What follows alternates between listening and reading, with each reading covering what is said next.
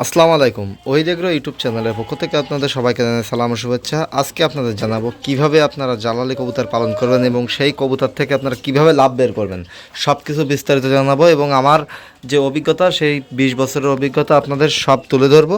তো আপনারা জালালি কবুতর পালন করবেন এবং তাতে লাভবান হবেন কীভাবে, সব কিছু আপনাদের এক ভিডিওতে জানাবো এবং কবুতর রোগবালাই সম্পর্কে। তো দর্শক, আমি কিন্তু এর আগে প্রথম যখন কবুতর পালন করছিলাম তখন কিন্তু আমি দেশি কবুতর দিয়ে পালন করছিলাম। তখন 2 পিস কবুতর নিয়ে আসছিলাম 70 টাকা দিয়ে, 35 টাকা করে পিস। আর প্রথম জীবনের কবুতর আমার তখন 20 টাকা করে পিস কিনা ছিল। তো তখন দেশি কবুতর দিয়ে পালন করতাম, তো তখন 20 টাকা 25 টাকা এরকম পিস ছিল। তার পরবর্তীতে যখন আমি জালালি কবুতর পালন করা শুরু করলাম তখন ছিল 70 টাকা জোড়া। তো যাই হোক, আমি অনেক ছোটো থাকতে কবুতরগুলো পালন করছি, তো আমার এখন যে অভিজ্ঞতা সেই অভিজ্ঞতাগুলো আপনাদের শেয়ার করতেছি। কারণ আমি যখন কবুতরগুলো পালন করতাম তখন ওই কবুতরগুলোর বাচ্চারও খুব বেশি দাম ছিল না, বাচ্চা 50 টাকা জোড়া ছিল। পরবর্তীতে যে প্রথম ছিল 30 টাকা 35 টাকা জোড়া, পরবর্তীতে 50 টাকা জোড়া। তো আস্তে আস্তে তখন কিন্তু জালালি কবুতর আমি পালন করতাম না, তখন আমি পালন করতাম দেশি কবুতর। তো আস্তে আস্তে যখন দেশি কবুতরগুলো পালন করতে করতে যখন 150 টাকা 200 টাকা 250 টাকা জোড়া হলো, তখন 250 টাকা তো এখন জোড়া হয়েছে, কিন্তু এর আগে কিন্তু 150 টাকা 100 টাকা। তো যখন দেখলাম যে এই এদের বাচ্চার দাম কম, তখন আমি জালালি কবুতরের দিকে অগ্রসর হলাম।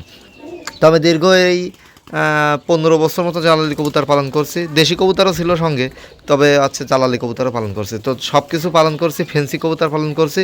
তো সব কিছু এখন বাদ দিয়ে আমি এখন জালালি কবুতর পালন করছি। কারণ কি, যে এখন যে মানুষের যে চাহিদা, আশা আকাঙ্ক্ষা, এগুলো মানুষ আবার আগের যে কবুতরগুলো পালন করতো মানুষ, সেই এসে ফিরে যেতে চায়। কারণ মানুষ জানে যে কোন কবুতরে লাভ বেশি। তো যে কবুতরে মানুষের লাভ বেশি হবে সেটাই পালন করবে।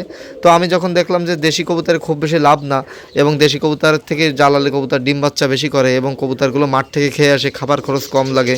আমার কিন্তু এই সাইডে মাঠ আছে, তো আমার সাইডে মাঠ আছে, এরা সব কবুতরগুলো খাবার খেয়ে আসে। তো আমি পোষ বানিয়েছি, কিন্তু কবুতরের কারোর পাখনা শেষে দিয়েছি, কারোর পাখনা বেঁধে দিয়েছি। তো এটা পোষ মানানোর কোনো বিষয় না। তো আপনার দেশি কবুতরের সাথে কিন্তু আমি জালালি কবুতর আস্তে আস্তে পোষ মানাইছি। তো আমি কিন্তু শুধু জালালি কবুতর না, এখানে দেখুন লাল বর্ডার কবুতর আছে, লাল বুনু কবুতর আছে, আমি এটাও রাখছি, এবং ব্ল্যাক কবুতর আছে, যেটা আমি কালো বুনু বলি বা ব্ল্যাক ডায়মন্ড, এক একজনের কাছে এক এক রকম।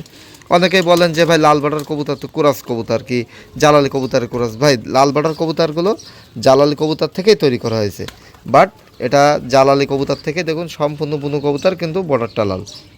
এটা কিন্তু ইউনিক। এবং আপনারা বাজারে কবুতরগুলো যদি নিয়ে যান তাহলে কিন্তু ভালো দাম পাবেন। কারণ আমি সব ধরনের কবুতর রাখছি, এই জন্য লাল বর্ডার, লাল বুনু, জালালি, বুনু কবুতরের জগতে যত কিছু আছে সব কিছু রাখছি এই জন্য, যেন বাজারে সঠিক দামটা পাই।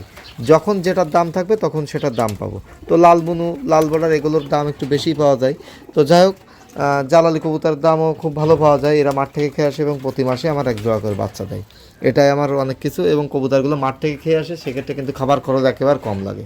আর এবং দেখুন আপনারা, এখানে কিন্তু লাল বুনু কবুতর ডিমে তা দিয়ে বসে আছে, আপনারা দেখতেই পারবেন। এখানে একটা তা বসে আছে, এবং এখানে কিন্তু দেখুন লাল বুনু কবুতর। তো লাল বুনু কবুতরগুলো বেসিক্যালি দেখতে ভালো লাগে। এখানে একটু কালো বুনু, যেটা বলে ব্ল্যাক ডায়মন্ড।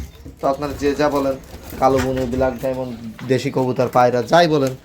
তো যাই হোক, কবুতরগুলোর কিন্তু মান খুব ভালো এবং এদের চাহিদা খুব ভালো। আমি এই জন্য কিন্তু জালালি কবুতরগুলো পালন করছি। তো আমার কবুতর পালন করার অভিজ্ঞতায় আমি এখন আমার 140-50 পিস কবুতর আছে আনুমানিক, গুণা নাই, তারপরেও আনুমানিক এরকম। আমি এর থেকে কিন্তু আমি প্রতি মাস গেলেই সর্বনিম্ন ভাই 20,000 টাকা আর্নিং করতে পারি। কারণ এখানে কিন্তু আর্নিংটা এই জন্য বেশি হবে যে জালালি কবুতরের বাচ্চার দাম বেশি, তারপরে আপনার যে লাল বর্ডার বুনু কবুতরের বাচ্চার দাম আরও বেশি, লাল বুনু কবুতরের দাম আরও বেশি। তো সেক্ষেত্রে আমি কিন্তু সব ধরনের পালন করছি যাতে সবার চাহিদাটা মেটাতে পারি। তো আমি এখানে দেখুন, আমি কিন্তু পোষ বানানোর জন্য একটা জাল দিয়ে করে রাখছি, যে আমার বাসার যে পুরাতন কবুতরগুলো এরা কিন্তু মাঠ থেকে খেয়ে আসবে, এবং যেগুলো নতুন কবুতর থাকবে এরা এই জালের বাইরে যাইতে পারবে না, এবং কবুতরগুলো কিন্তু রোদ লাগবে এবং আলো বাতাস পাবে। তো কবুতরগুলো আমি পালন করছি দেখুন ঝুড়িতে। তো ঝুড়িতে আপনারা কিন্তু এভাবে পালন করতে পারেন। আমি কিন্তু একবারেই কিন্তু ঝুড়ি পালন করি না, আমি কিন্তু আগে ছিল আমার কাঠের খোপ, তো এখন কিন্তু ঝুড়ি দিয়ে পালন করি। তো আমার ঝুড়িতে কিন্তু ভালো ডিম বাচ্চা হয় দেখুন। তো এখানে দেখুন 2 পিস বাচ্চা দুটার কোয়ালিটি, উপরেও মনে আছে, উপরে 2 পিস আছে, তারপরে এখানে আছে, এখানে আবার একটা ডিম বাচ্চা হয়েছে, একটা হয়তো নষ্ট হয়ে গেছে উপরে প্রায়। তারপরে এখানে মনে হয় এখানেও দেখুন 2 পিস আছে। তো যাই হোক, এভাবে আপনারা কবুতর পালন করবেন, জালালি কবুতর। এখানে দেখুন লাল বর্ডার কবুতর ডিমে তা দিয়ে বসে আছে দেখুন। তো এভাবে আপনারা কবুতরগুলো পালন করবেন, তাহলে অবশ্যই ভালো টাকা পাবেন এবং লাভও ভালো হবে। আর কবুতরগুলো আপনারা যদি এভাবে ঝুড়িতে পালন করেন, এখানে 2 পিস বাচ্চা হয়েছে দেখুন। আমি তো খেয়াল করতে পারি না, এখানে 2 পিস বাচ্চা হয়েছে, বাচ্চা দুইটাও খুব ভালো কোয়ালিটি। তো যাই হোক, আপনারা এভাবে পালন করলে আপনারা লাভ পাবেন। আর কবুতরগুলো অবশ্যই মাঠ থেকে খেয়ে আসবে সেরকম একটা পরিচর্যা করবেন। আর যে অসুখ বিসুখ বলতে জালালি কবুতরের অসুখ বিসুখ কমই হয়, কারণ জালালি কবুতর অসুস্থ কম হয়, যদিও অসুস্থ হয় তো হালকা ট্রিটমেন্টে ঠিক হয়ে যায়। আর যদি কোনো আপনাদের কবুতর টাল রোগ হয়, তাহলে কি করবেন জানেন, আপনারা পিবি লরিন দেবেন। অনেক সময় টাল রোগটা কিন্তু ভিটামিনের অভাব হয়, আবার অনেক সময় ভাইরাস লাগে।